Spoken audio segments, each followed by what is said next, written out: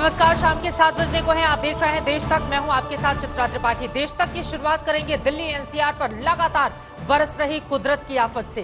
पिछले 2 दिन से रुक रुक कर हो रही बारिश से देश की राजधानी दिल्ली में सड़क पर फिर एक बार बस डूबी तो कहीं कमर तक पानी में बाइक सवार डूबा दिखाई दिया।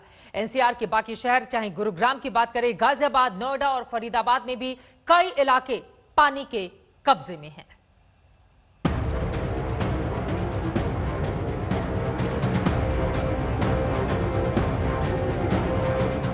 घंटों की बारिश से घुटने तक डूबी देश की राजधानी।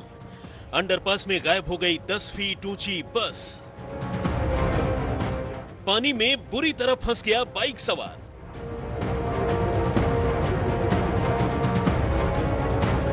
साइबर सिटी गुरुग्राम को तो पानी ने बंधक बना ही लिया। गाजियाबाद में भी बारिश से गजब का हाल है। तो नोएडा में भी पानी ने नाक में दम कर दिया है। दिल्ली के दक्षिण में फरीदाबाद में जल जमाव में फंसी है गाड़ियां। तो आपने देखी दिल्ली एनसीआर की बदहाली। दिल्ली और दिल्ली से सटे सभी शहरों में घंटों से बारिश हो रही है और इस बारिश ने बेपर्दा कर दिया है कि एनसीआर तेज बरसात से निपटने के लिए कितनी तैयार है। दिल्ली पर मूसलाधार मुसीबत की इस तस्वीर को देखना दिल्ली वालों के साथ साथ बाकी शहरों के लोगों के लिए भी जरूरी है। ये पुल प्रहलादपुर का अंडरपास है। 10 फीट ऊंची बस का तकरीबन पूरा हिस्सा पानी के अंदर समा चुका है। इसी पानी में एक बाइक सवार भी बुरी तरह फंस गया। पानी की गहराई का गलत अंदाजा लगाना उसके लिए मुसीबत बन गई। दक्षिण दिल्ली के अंबेडकर नगर की सड़कों पर मानो समंदर उतर आया है।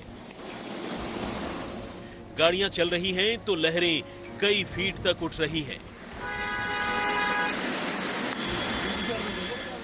रात भर की बारिश के बाद पूर्वी दिल्ली का मंडावली अंडरपास भी पानी से लबालब है। गाड़ियां सरक रही हैं, लेकिन इस खौफ में कि न जाने कब बंद हो जाए। दिल्ली में सबसे ज्यादा बारिश हुई है आयानगर में, जहां 24 घंटे में 122 मिलीमीटर बारिश दर्ज की गई। मौजूदा मॉनसून में बारिश का ये नया रिकॉर्ड है। जो अभी तक का हाईएस्ट अमाउंट है वो हमारे पास कल ही आया है। देखेंगे कि आयानगर ऑब्जर्वेटरी में 122 मिलीमीटर इनफॉल रियलाइज की गई है। इससे पहले जो प्रीवियस आपका रिकॉर्ड आया था, जो 13 तारीख में आया था, वो 99 मिलीमीटर का था। तो इस सीजन का सबसे हाईएस्ट रेनफॉल हमारे पास रियलाइज किया गया है। दिल्ली के बाद एनसीआर के बाकी शहरों की भी बदहाली देख लीजिए। गुरुग्राम का हाल तो सबसे बुरा है। वहां तो सड़कों पर नाव तक चल रही है। गाजियाबाद के हालात भी अच्छे नहीं हैं। कौशाम्बी और गोविंदपुरम में पानी भरपूर है।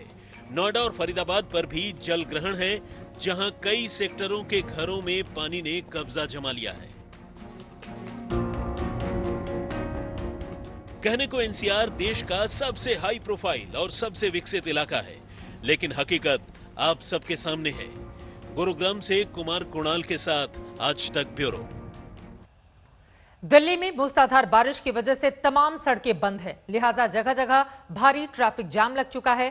संवाददाता ऐश्वर्या पालीवाल ने आईटीओ से कुछ देर पहले ही मौके का जायजा लिया है। देखिए, 40 घंटे में दिल्ली और दिल्ली के आसपास कई इलाकों में झमाझम बारिश हुई। इस बारिश का खामियाजा आम आदमी को भुगतना पड़ा। कई लोगों ने सोशल मीडिया पे अपनी जिस तरीके की चीज़ें वो महसूस कर रहे थे, जिस तरीके के हादसे उनके साथ हो रहे थे, सोशल मीडिया पे उसको बयां किया। कई लोगों ने अपने घरों की बाहर की सड़कों का जिस तरीके से जो हालत थी पिछले 48 घंटे में, उसको ट्विटर पे और बाकी सोशल मीडिया जगहों पे डाला। इस समय भी आप देख सकते हैं काफ़ी लंबी कतार यहाँ पे लगी हुई है। इसका कारण ये है पिछले 48 घंटे में हुई बारिश। अगर गुरुग्राम जैसी जगह की बात करें तो कई सारी सड़कें इस समय पानी में डूबी हुई हैं। लोगों का सवाल ये है कि इसकी जिम्मेदारी कौन लेगा। हर साल यही होता है, हर साल ट्रैफिक भी होता है, कई सारे सड़कें भी डूब जाती हैं। इस समय लोग प्रशासन से यही सवाल पूछ रहे हैं कि साल दर साल जब भी बारिश होती है दिल्ली और आसपास के इलाकों में, तो इस तरह की हरकतें और इस तरह की चीज़ें क्यों होती हैं। ऐश्वर्या पालीवाल, आज तक के लिए कैमरा पर्सन अजय ठाकुर के साथ। दिल्ली एनसीआर के अलावा देश के बाकी हिस्सों का हाल भी बारिश से बुरा है। पहाड़ों पर पहाड़ भी दरक रहे हैं तो मैदानी इलाकों में नदियां उफान पर हैं। गांव, खेत, खलिहान सब डूबे डूबे नजर आ रहे हैं।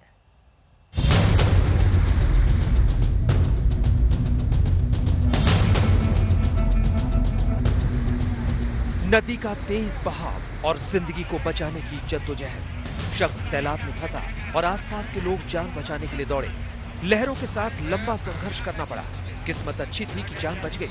ऐसी तस्वीरें राजकोट के उलपेटा में आम होती जा रही हैं। मोज नदी खूंखार हो चुकी है।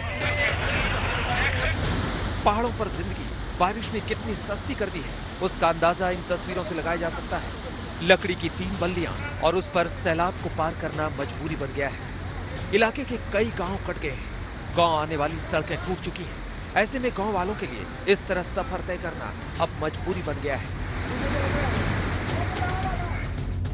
बिहार के दरभंगा का पिछले 1 महीने से बुरा हाल है। क्या घर, क्या सड़क और क्या स्कूल, सब बारिश में डूबा हुआ है। गांव में कंधे तक पानी भरा हुआ है और सड़कों पर नावें चल रही हैं। 220 पंचायत बाढ़ से प्रभावित है और पानी है कि वापस जाने को तैयार ही नहीं है। समस्तीपुर में बागमती नदी का कहर जारी है। जान को जोखिम में डालकर बाढ़ पीड़ित छोटी नाव से आवाजाही कर रहे हैं। इस बीच एक छोटी नाव ओवरलोड होने की वजह से नदी में फंस गई। छोटी सी नाव पर सामानों के साथ 16 लोग सवार थे। सबकी जान मझधार में करीब आधे घंटे तक फंसी रही। हालांकि नाव चलाने वाले की सूझबूझ की वजह से किसी तरह नाव को किनारे लगाया गया। यूपी के फर्रुखाबाद में भी बाढ़ तबाही मचा रही है। जैसे जैसे गंगा और रामगंगा नदियां उफना रही हैं, वैसे वैसे ही नदी के किनारों के इलाके में मुश्किलें बढ़ती जा रही हैं। गंगा के तटवर्ती इलाकों में बाढ़ का पानी भर गया है। इलाके के 3 दर्जन गांव बाढ़ से प्रभावित हैं, जहां बाढ़ के पानी ने सैकड़ों बीघा खेती बर्बाद कर दी है। आज तक ब्यूरो। नीचे सैलाब और लकड़ी पर किस तरह से जिंदगी तैर रही है, आपने तस्वीरें देखी। आगे बढ़ते हुए रुख करते हैं सुशांत सिंह राजपूत केस का, जहां जांच का जिम्मा मिलने के बाद सीबीआई का एक्शन शुरू हो गया है। दिल्ली हेडक्वार्टर में एसआईटी की अहम बैठक में आगे की रणनीति पर फाइनल फैसला हुआ। अब मुंबई में जांच आगे बढ़ेगी और यह भी पता चलेगा कि आरोपी रिया क्या गिरफ्तार भी हो सकती है।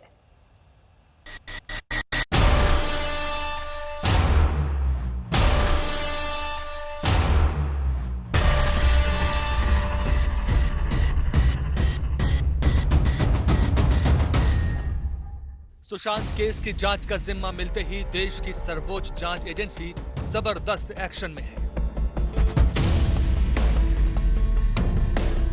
सुप्रीम कोर्ट के फैसले के 24 घंटे के भीतर ही दिल्ली में सीबीआई मुख्यालय में एसआईटी की हाई प्रोफाइल बैठक शुरू हो गई। सुशांत केस की जांच की दशा दिशा तय करने के लिए घंटों तक चली बैठक में कई अहम फैसलों पर मुहर लगी।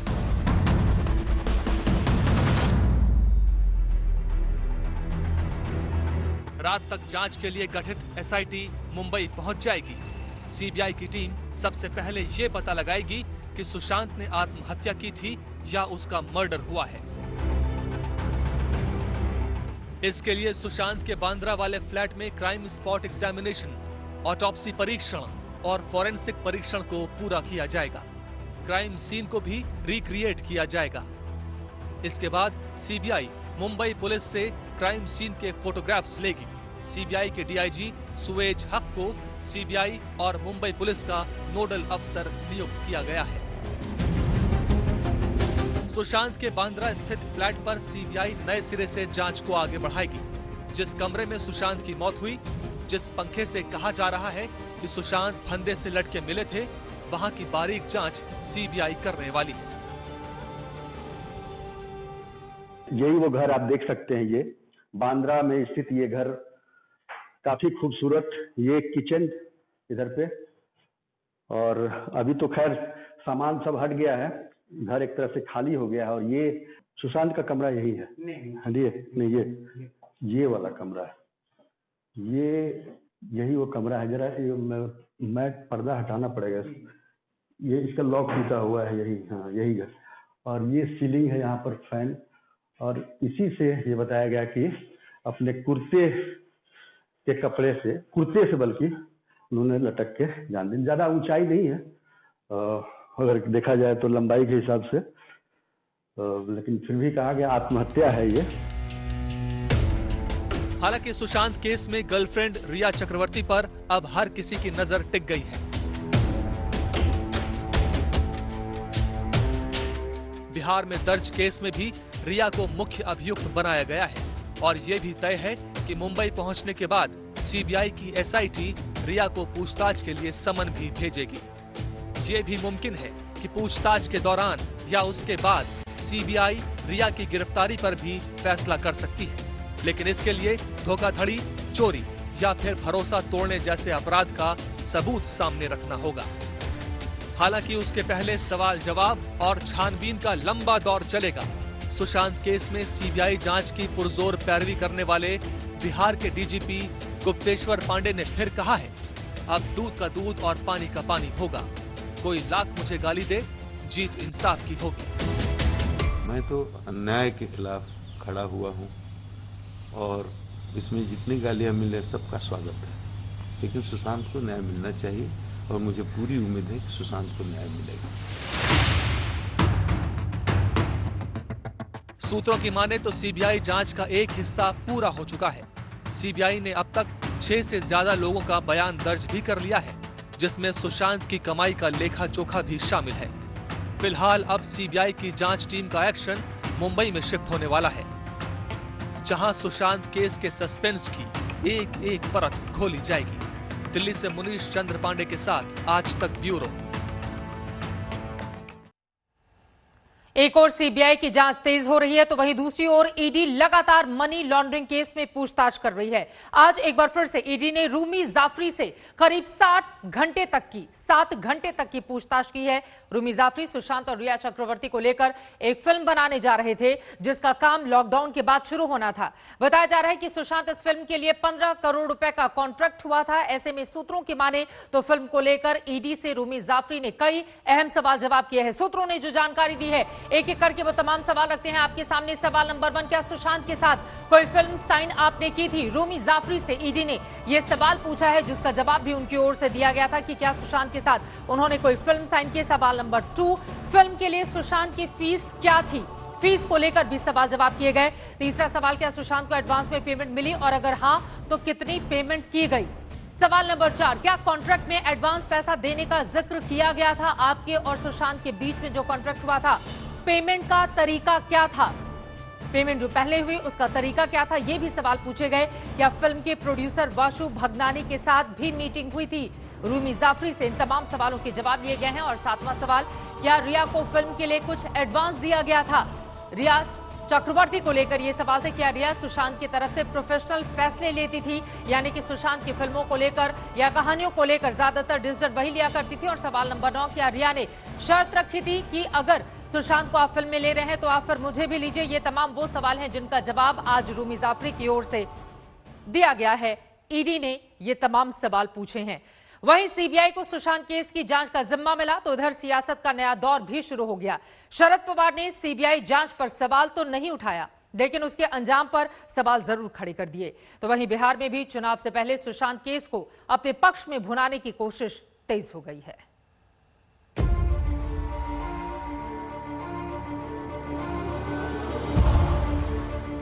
सुशांत सिंह राजपूत केस की जांच अब सीबीआई के जिम्मे है, लेकिन जांच के मुकम्मल अंजाम तक पहुंचने से पहले सियासी हवा के थपेड़े केस पर भरपूर पड़ रहे हैं। सुशांत को लेकर राजनीति भी दो भाग हो चुकी है, एक सीबीआई जांच के पक्ष में तो दूसरा हिस्सा सीबीआई जांच के खिलाफ। एनसीपी सुप्रीमो शरद पवार ने ताजा ट्वीट में सीबीआई जांच पर कोई सवाल तो नहीं उठाया है, लेकिन साथ ही बाकी केसों की मौजूदा स्थिति की याद भी जरूर दिलाई है। सीबीआई को केस हस्तांतरित करने का आदेश दिया है। मुझे यकीन है कि महाराष्ट्र सरकार इस निर्णय का सम्मान करेगी और जांच में पूरी तरह से सहयोग करेगी। मुझे आशा है इस जांच के परिणाम डॉक्टर नरेंद्र दाभोलकर की हत्या की जांच जैसे न हो।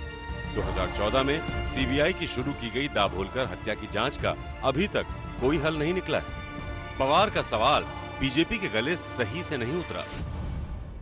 सुशांत सिंह राजपूत के मामले को दाभोलकर मामले के साथ जोड़ करके यह स्पष्ट उनकी मानसिकता दर्शाती है कि वे मन से इस मामले को सीबीआई को नहीं सौंपना चाहते।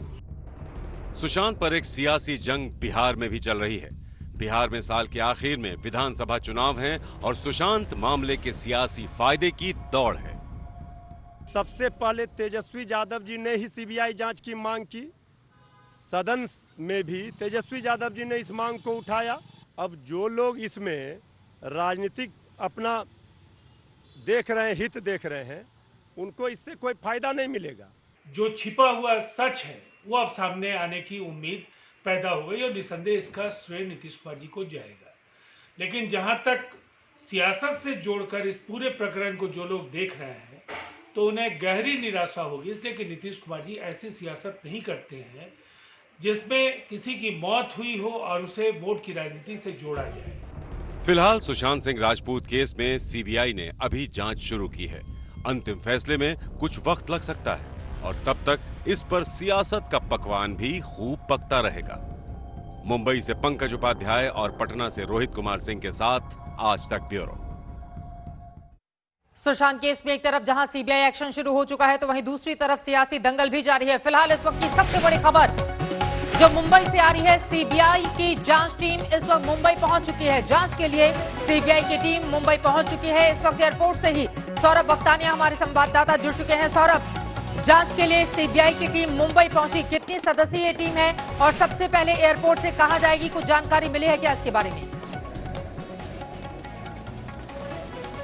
जी देखिए, सबसे बड़ी बात आज जो आखिरकार इतने दिनों की जो लंबी लड़ाई थी, आखिरकार जो सीबीआई तो जांच गई है और सीबीआई की टीम अब मुंबई का जो ये एयरपोर्ट है वहां पर उनकी फ्लाइट लैंड हो चुकी है और कुछ ही देर में जो टीम है वो बाहर आएगी। वहां पर आप देखिए ये जो दो सीबीआई के जो ऑफिसर्स हैं मुंबई टीम के, ये मुंबई टीम के सीबीआई के ऑफिशियल्स हैं जो ये टीम आएगी उनको रिसीव करेंगे। जहां तक सोर्सेज हमें बता रहे हैं कि आज इन्वेस्टिगेशन पूरी तरीके से शुरू नहीं होगी, आज पहले वो होटल जाएंगे, होटल में जहां पर वो रुकेगी। क्योंकि दूसरी सबसे अहम बात बता दूं कि जिस तरीके से क्वारंटाइन करने की बात थी, जो सीबीआई की टीम आ रही है दिल्ली से उनको क्वारंटाइन नहीं किया जाएगा, तो वो सीधे जो है वो इन्वेस्टिगेशन कर सकते हैं।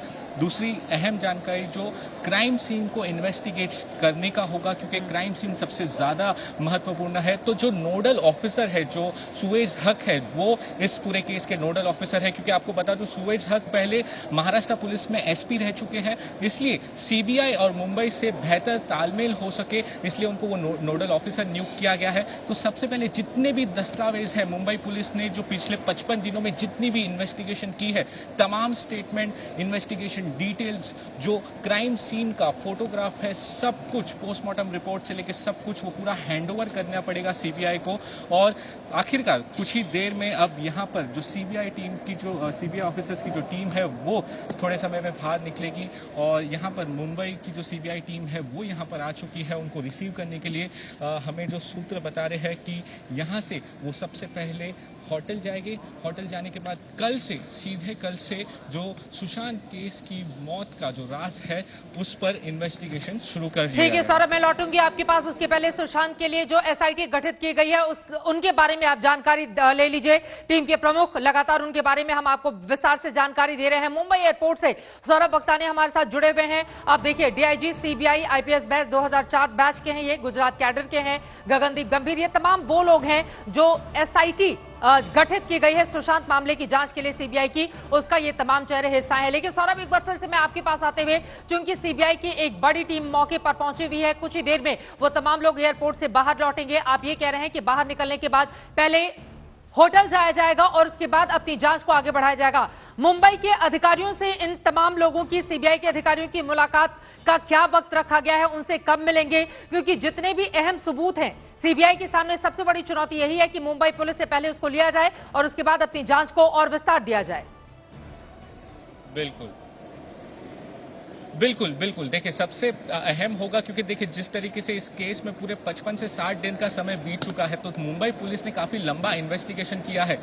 45 से ज्यादा लोगों का स्टेटमेंट हो चुका है, तो ये सारी जो तमाम इंफॉर्मेशन है वो पहले सीबीआई को हैंडओवर करनी पड़ेगी। अब हलचल काफी तेज है चित्रा, जैसे ही सीबीआई की टीम बाहर आएगी तो हम उस तरफ चलेंगे। लेकिन आपको जो इन्फॉर्मेशन मैं बता दूं कि सबसे पहले ट्रांसलेट करना होगा चित्रा, क्योंकि जो तमाम तमाम इन्वेस्टिगेशन जो किया है मुंबई पुलिस में पूरा मराठी में होता है, तो मराठी से उसे इंग्लिश में ट्रांसलेट किया जाएगा। किस तरीके से क्राइम सीन को एनालाइज किया जाएगा, तमाम पिक्चर्स, साथ में जो पोस्टमार्टम रिपोर्ट है, जितना भी तमाम इन्वेस्टिगेशन का जो डिटेल्स है, एविडेंस है, वो सीबीआई हैंडओवर करेगा। और आपको बता दूं चित्रा कि मुंबई पुलिस और सीबीआई की एक अनऑफिशियल मीटिंग पहले ही हो चुकी है कि क्या क्या डॉक्यूमेंट्स लगेंगे, किस तरीके से वो जगह जगह पर जाके इन्वेस्टिगेट सौरभ, आप करेंगे। एयरपोर्ट अब पर ही CBI के मौजूद ऊपर हैं, क्योंकि वहां पर पहले मुंबई ही इन सबके में मौजूद सीबीआई के अधिकारी रिसीव करने के लिए पहुंचे हुए हैं। क्या उनसे बातचीत हो सकती है? एक बार कोशिश कीजिए उनसे और ज्यादा जानकारी लेने की पूरे मामले पर। नहीं चित्रा, मैंने बात करने की पहले भी कोशिश की उनसे, लेकिन वो ऑन कैमरा पर बात नहीं कर रहे हैं। वो ये तक भी नहीं बता रहे थे कि टीम कहाँ पे जाएगी, लेकिन सोर्सेज ने हमें कंफर्म किया है कि यहाँ से सीबीआई की टीम सबसे पहले होटल जाएगी और होटल जाने के बाद कल से ये जो पूरा इन्वेस्टिगेशन है वो शुरू हो जाएगा। ये एक पर्टिकुलर जो टीम है वो सिर्फ इनको रिसीव करने आई है, क्योंकि आपको बता दें कि सीधे जहाँ पर जो हेडक्वार्टर्स है मुंबई के बीकेसी में, वहाँ पर भी जाना सही नहीं, क्योंकि वहाँ पर 25 कोरोना के केसेस आ चुके हैं। इसलिए जो सीबीआई की टीम है वो पहले होटल जाएगी और होटल से जैसे कल का उनका पूरा प्लान है, प्लान ऑफ एक्शन है, क्योंकि चित्रा आपको बता दूं जब उन्होंने फ्लाइट ली है उसके पहले बहुत लंबी घंटों तक सीबीआई के हेडक्वार्टर दिल्ली में ये पूरी मीटिंग चली है, किस तरीके से पूरा इन्वेस्टिगेट करना है, क्या प्लान ऑफ एक्शन रहेगा, कैसे कैसे टीम अलग अलग जगहों पे जाएगी। तो ये पूरा जो प्लान ऑफ एक्शन है वो दिल्ली में बन चुका है। यहाँ पर आने के पहले एक लंबी मीटिंग सीबीआई के हेडक्वार्टर में हो चुकी है। तो अब ये टीम यहाँ पर आ रही है और यहाँ से हमें बताया जा रहा है कि वो सीधे होटल जाएंगे। यहाँ के बीएमसी के जो ऑफिशियल्स हैं उन्होंने पहले ही कह दिया है कि इनको एग्जेम्प्ट किया हुआ है, क्योंकि सीबीआई की जो टीम है ऑफिसर्स की, उन्होंने एक रिक्वेस्ट की थी कि ये लाइव तस्वीरें इस वक्त आप देख रहे हैं। सीबीआई की टीम बस कुछ ही पलों में मुंबई एयरपोर्ट के बाहर आने वाली है। कई तरह की चुनौतियां सीबीआई के सामने, लेकिन चूंकि परिवार को भरोसा है कि सीबीआई है पूरे मामले पर दूध का दूध और पानी का पानी करेगी, इसी वजह से मुंबई पहुंच चुकी है सीबीआई की टीम।